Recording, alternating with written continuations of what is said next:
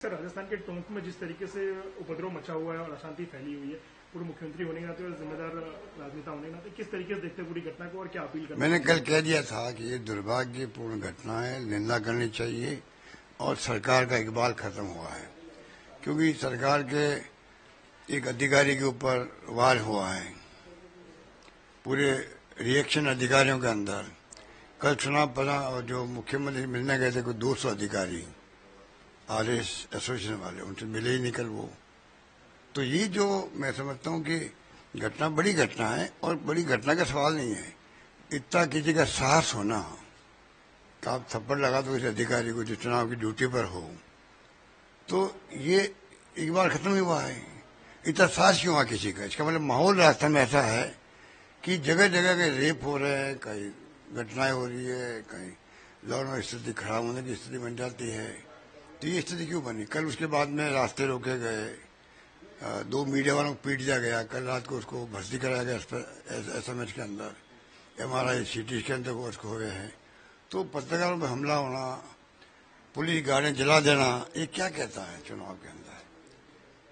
तो ये जो घटना हुई है वो मैं समझता हूँ कि चिंतनीय घटना है।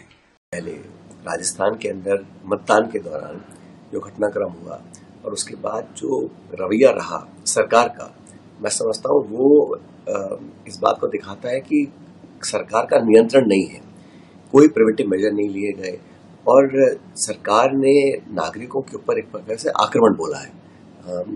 गांव में घुसकर लेडीज को, महिलाओं को, बच्चियों को, बुजुर्गों को इस बर्बरता से जो मारा गया है वो सरकार का एक चेहरा दिखाता है। और मैं कहता हूं कि आप अगर नियंत्रण नहीं कर सकते हैं, आपका अगर लॉ एंड ऑर्डर बनाने में आपका इंटरेस्ट नहीं है, सिर्फ राजनीति आपको करनी है, तो जनता सफर क्यों करे?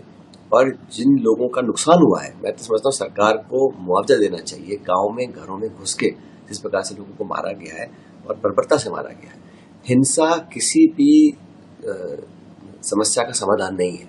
लेकिन जो स्टेट है, जो गवर्नमेंट है, जो गवर्नमेंट मशीनरी है, इस प्रकार नागरिकों पर अगर आक्रमण करेंगे तो उसको कौन सही ठहरा सकता है? सरकार को इस पे जांच करानी चाहिए और जो नुकसान हुआ है उसकी भरपाई सरकार को करनी चाहिए। लोगों की निजी जो संपत्ति है उसको बहुत तोड़फोड़ उसमें की गई है और इस प्रकार की हिंसा चुनाव के दिन या उसके दिन बाद हो, ये दिखलाता है कि सरकार का कोई नियंत्रण, कोई कंट्रोल और कोई मंशा नहीं है कि सुचारू रूप से वहां पे सरकार की फंक्शनिंग हो सके।